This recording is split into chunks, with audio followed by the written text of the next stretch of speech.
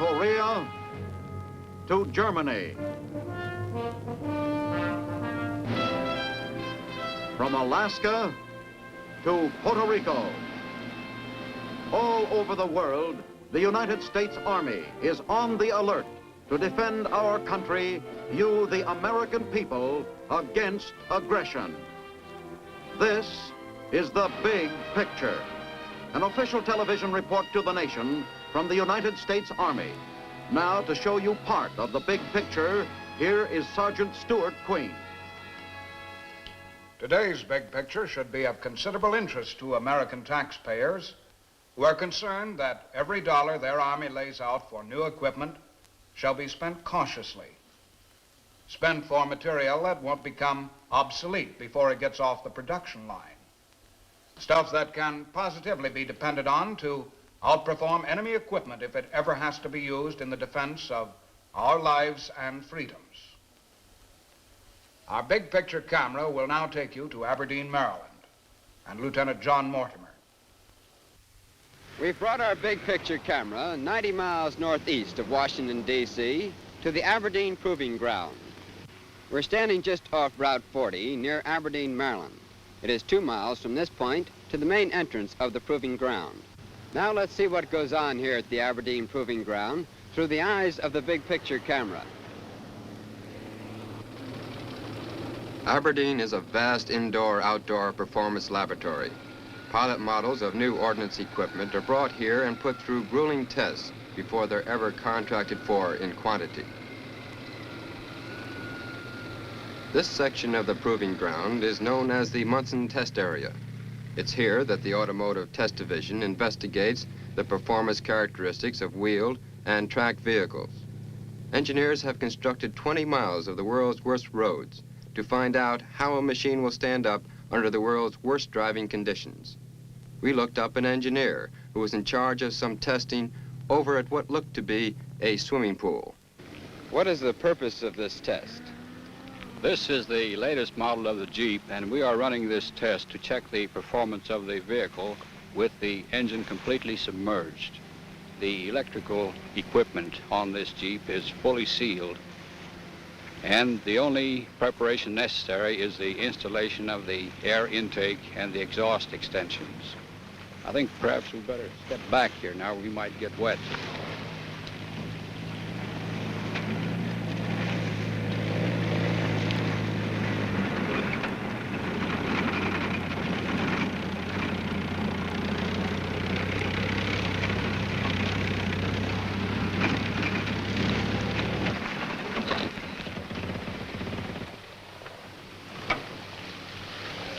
What does it feel like to be driving underwater? Well, it's rather cold today. It ain't bad in the summertime, but wintertime, why, it's pretty chilly. Pretty cold. Yeah, very cold. Do you have any trouble controlling the Jeep underwater? Well, the wheels will spin a little bit, the mud laying in the bottom, but outside of that, it has good traction, runs good underwater. Well, how many times a day do you drive through this bath? Well, it just depends what type of test it's on, the vehicle, or if it calls for the bathtub, why, it runs through a right good bit. We'd been holding up the parade, one that nobody would want to argue the right of way with. Now we have the tank in the bathtub. What is the purpose of this test? The purpose of this test is to determine if the tank is capable of fording rivers and streams and to operate from landing craft. Is any water getting into the tank now? Normally, water wouldn't enter the tank. The hull is sealed. The electrical components are waterproof, and the engine fans are specially equipped to prevent their damage from the water. Is this a good test? Yes, it looks to be a good test. Across the road, something else was starting to go on. This is the frame twister course. We now have a 5-ton truck operating on this course, towing the 8-inch howitzer. All tactical vehicles are required to go over this course to check for interferences between the sprung and the unsprung members of the chassis. Well, just what is a sprung member? The sprung member would be the parts above the spring, such as the body and cab, and the engine, of course. Reminded me of the road that leads up to our summer cottage.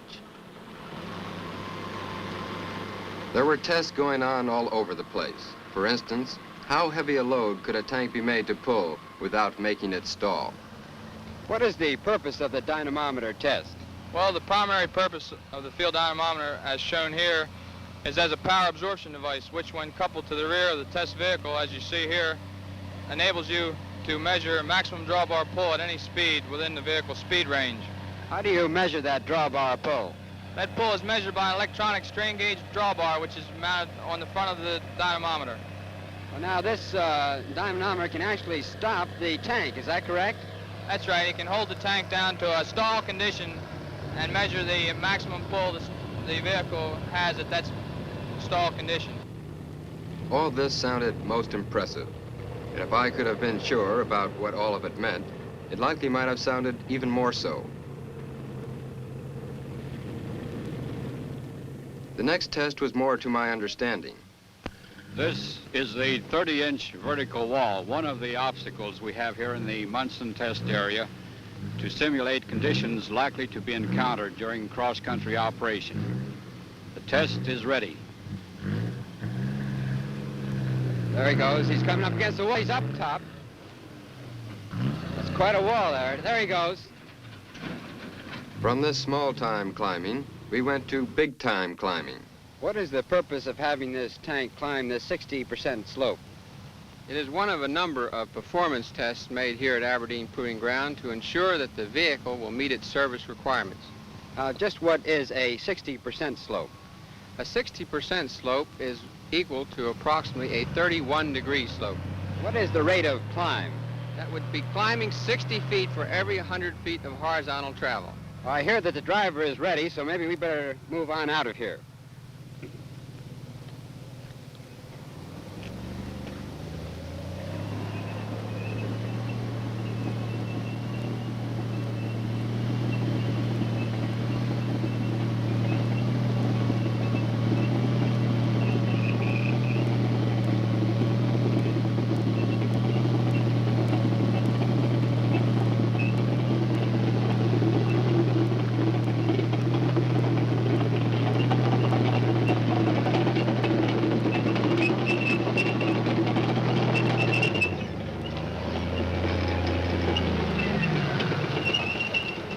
That was quite a climb. How does it feel to be coming up a 60% slope? Well, it's not too bad. We've done this several times, and especially with this tank, you know you're going to make it, so it's not too bad. Well, what would happen if you had to stop? Can you start up again? Yes, we can stop right in the middle of the slopes, and we have sufficient braking to hold the vehicle there, and then you can start again, come on up. Well, you've been driving vehicles here for quite a bit of time. How long have you been driving test vehicles? I've been driving test vehicles for about 13 years. 13 years. All the time at the Munson test area? Well, the Munson test area and Perriman and also Churchville. Well, keep up the good work. Keeping up good work. How about the 280 atomic gun and any test studies that might be going on here along this line? It's one thing for us to have an atomic cannon that's the biggest, heaviest gun in the world, but it's something else to be sure that the big gun's weight is so distributed that it can be safely driven across a military bridge. The gauge with the moving hand is measuring the strains on the bridge's structure.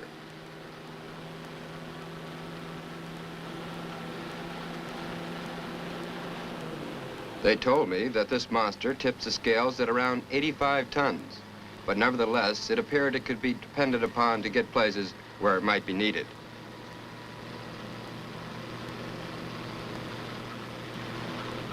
It turned a corner like a hook and ladder fire engine. Only with this contraption, the driver in the rear doesn't just steer some hind wheels. He's got an engine to drive, just the same as the fellow's got up in the front.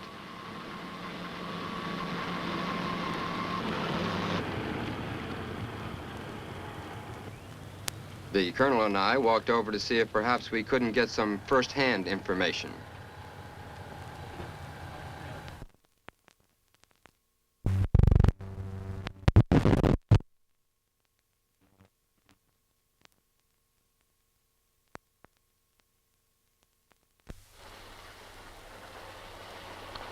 What is it like to drive such a big vehicle?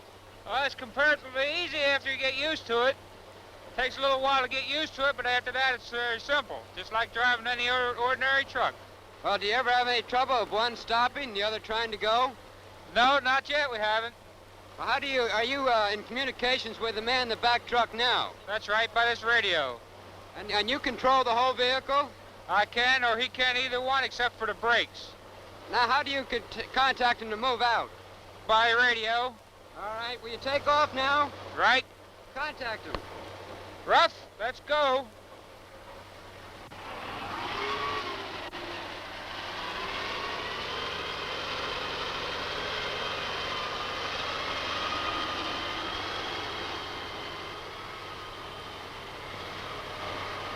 Later in the day, we observed some further tests on the 280. Lieutenant, just what is the purpose of this test and this elaborate setup?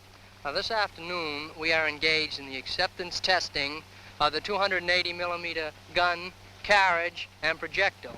And that tower to my rear is the velocity tower, which will measure the velocity of the projectile as it comes forth from the muzzle.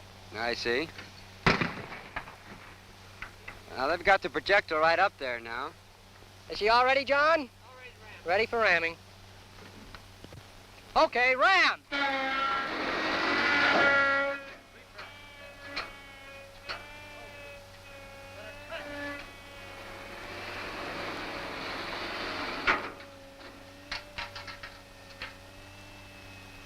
What is the range of this gun? The range is approximately 20 miles. However, before firing, we have to take a safety check with our safety man, Mr. Webster. Webb? Can you give us a check on that range down there?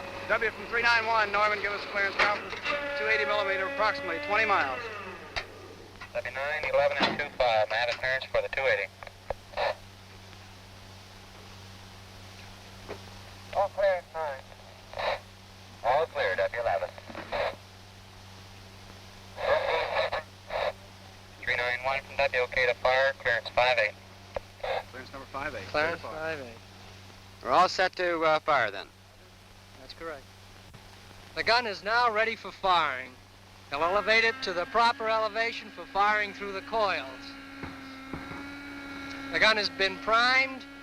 Once it's at its proper elevation, we'll attach the lanyard to the firing magneto and send this one on its way. A few final checks here. Has to be pretty accurate, doesn't it, Lieutenant?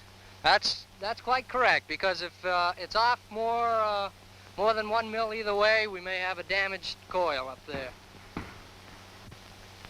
Chronograph and instrumentation are all ready. Our recording devices are all set now. The crew chief is now attaching the lanyard to the magneto box, and we'll be ready in just 1 second to fire it. We're all ready now.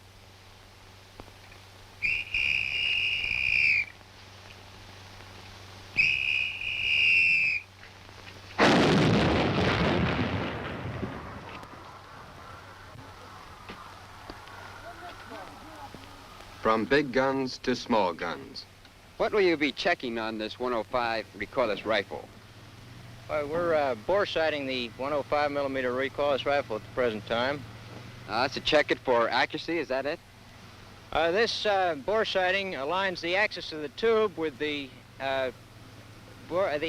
crosshairs on the sight of the rifle. This enables the rifle to shoot where the gunner looks when he looks through his sight. Well, now, it looks like they're just about ready for the test. Is that right? Yes, they are. They're ready for the test right now. Are you ready to fire?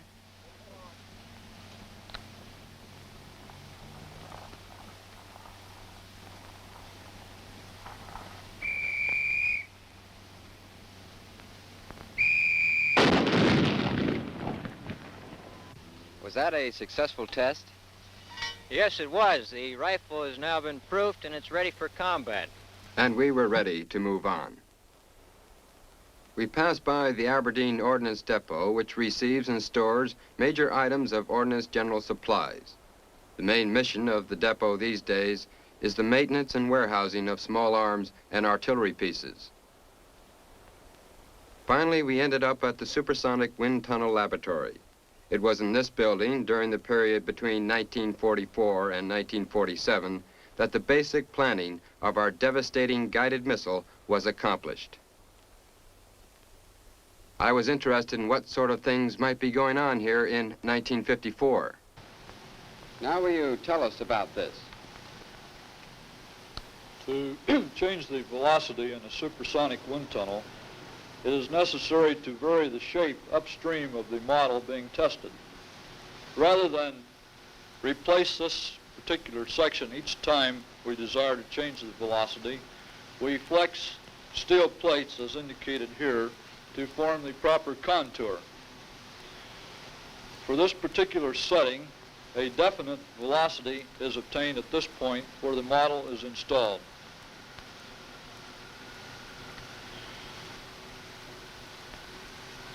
The plates are positioned by motor-driven jacks, which you can see here. These jacks are symmetrically placed so that the top and bottom plates always move the same distance. Now, where is the model? The model is located approximately the center of the wind tunnel. We have a 36-inch viewing window at this point. The test today is on a guided missile. The purpose of this test is to determine proper shape and size of control surfaces for stability and directional control. Private Dustin, will you install this model in the test section now? I imagine you have to secure the model in the tunnel pretty well. Yes, you do, because the shock waves vibrating off of the top and bottom plates of the tunnel cause excessive vibration. How do you contact the compressors? The crew chief in charge calls the compressor room by loudspeaker system. You're just about ready to start the motors now. Yes, the crew chief is starting the seal system, which eliminates any moisture from atmosphere getting into the tunnel. Compressor room. This is box number 2.17, single stage, blow down. And you may open 15 and 16 and put on 1, 2, 3, and 4, please. Okay. The compressors being used for this test are 3,000 horsepower each. We will be using 4 compressors. At what's the pressure you're going to build up? Thank you. We will build up to slightly over atmospheric pressure on the supply side. Compressor room. The Mach number is 2.17, single stage, blow down start. You may open 15 and 16 and put on compressors 1, 2, 3, and 4, please. Okay.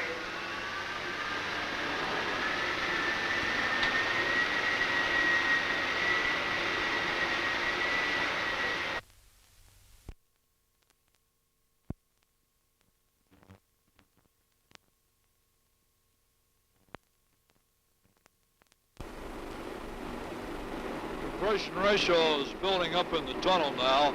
As you will see on the screen, the Mach number is about 1. Shortly you will notice a sudden change. There it goes now from below the speed of sound to somewhat over 2 times the speed of sound, or approximately 1,500 miles per hour. Okay. We're running at top pressure now. The pressure is somewhat over atmospheric pressure. However, the test section pressure is only about 1/3 atmospheric. What do you conclude from this test? Well, it has been determined that the missile being tested is stable, but the control surfaces were not large enough to give the desired directional control. These surfaces will now be replaced by larger movable surfaces, and more tests will be conducted. More guided missile tests, he meant, but the next one we were to observe would be concerned with the flight characteristics of conventional projectiles. This building, they told us, is known as a transonic range. During the 3 years it's been in operation, researchers have had opportunities to make multiple photographs of the flight of some 2,000 rounds of experimental ammunition. Findings brought to light have already resulted in development of 2 radically new types of projectiles. What will you be checking in this test? Why, we are checking the flight test performance of a Finn missile at sonic velocity. Now, all missiles tend to oscillate as they fly through the air. However, around sonic velocity, these oscillations have a tendency to build up very large. And this, of course, is unsatisfactory. Now, that is what we're really checking on this test. Now, you see the program engineer is taking the model in its plastic carrier up to the tank, and this test will begin in just a few minutes. In this test, the projectile will fly through this 1,173-foot range, and its shadow will be photographed twice at each of the 25 camera stations to give us the necessary data.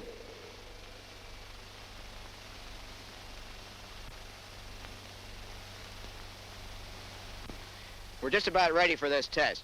Jim, you all ready?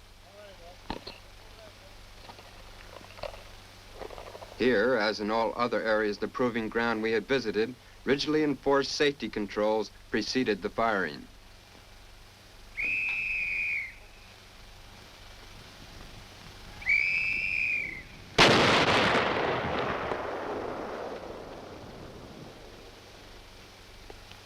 This is the type of test that we run here every day in the year.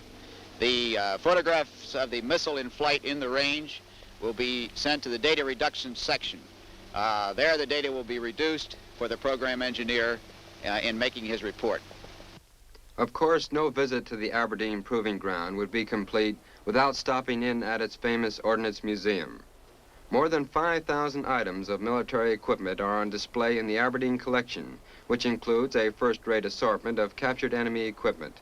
More than just an army attic of old curios, the collection contributes to the perfection of new ordnance by making possible comparison studies with foreign equipment. The big picture camera is coming inside the main building, where we will ask Mr. Jarrett, the curator, to tell us about some of the items you may be interested in. This is a copy of the World War II type American Jeep. It's rather interesting because it actually has a Model A Ford engine as the power plant. Now, if you'd like to see something else, we can go on down this way. This is a German V2. It's one that we obtained after the war from the Nordhausen assembly area.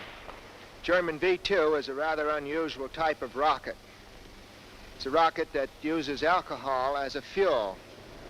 It is fired into the air, driven tremendous distances, about 200 miles. The apex of its trajectory is about 60 miles high. It's all done with a burner that you see here. This burner burns the alcohol in the presence of oxygen, and that is the method in which this great range was attained. Very, very interesting specimen, and one that attracts quite a lot of attention to visitors at the museum. This is a German Volkswagen. Actually, this is the amphibious type of Volkswagen. It's rather interesting because it's entirely made like a boat, yet it runs like an automobile. It's really quite interesting and is very seaworthy. One of the most interesting features is the spare tire, which is on the front. If that tire is not there, then the waves break over it. As long as the tire's there, you can take pretty good waves with it. It's really a lot of fun to ride around in, and the duck hunters down here always want to come borrow our boat. Can we look at some of the tanks further down the line here? Yes, indeed. We have one or two tanks down there that I think would be worthwhile having a look at. How about the Panther? All right. This is the tank to which I was referring. This is the German heavy tank known as the Panther, probably one of the best of the German tanks during the World War II period.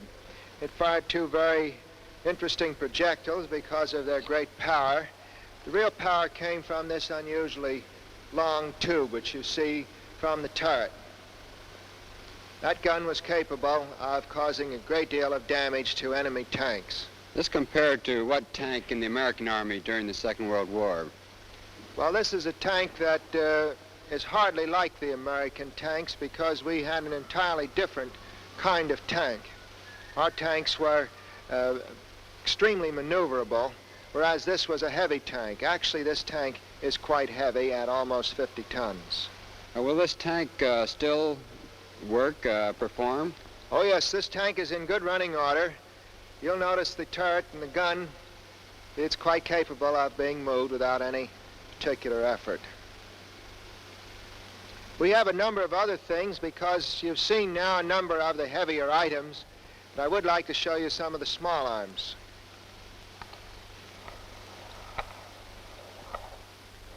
These are some of the smaller pieces in the museum to which I referred, a collection of submachine guns from the 1918 gun of the German Army on through to the modern times. These are mostly foreign weapons. Yes, they're mostly foreign weapons, although we have a few of the American developments during that period of time. For the most part, they are foreign weapons. Since you have seen most of the pieces here in the museum, I wonder if you wouldn't like to go out and see our artillery park where we have both tanks and artillery pieces. We have quite a number of tanks here. They represent from World War I through World War II, and each one of them has developed some little point which we have found of interest. Sometimes these things are used to make our own tanks more powerful, or we know that our tanks are superior. Now, there are several tanks in question here. The one over there that is kind of light in color is our first heavy tank in a sense that we introduced in the war by way of the British 8th Army in the Western Desert. A little to the left of that, you will see two breathers on top of a light tank. That came as a development from the earlier stages of the war, so that by the time the Normandy landings, we had a tank that could wade ashore and not be drowned out. A little further to the left, you will see a strange-looking vehicle that actually was one of the first of the self-propelled weapons with which we developed as early as 1916, believe it or not. This is all just a part of the phase of work going on here at the proving ground where they test for the best. Test for the best. That's the story of the Aberdeen Proving Ground. And this is Sergeant Stuart Queen, inviting you to be with us again next week for another story of the big picture. The Big Picture is a weekly television report to the nation on the activities of the Army at home and overseas. Produced by the Signal Corps Pictorial Center.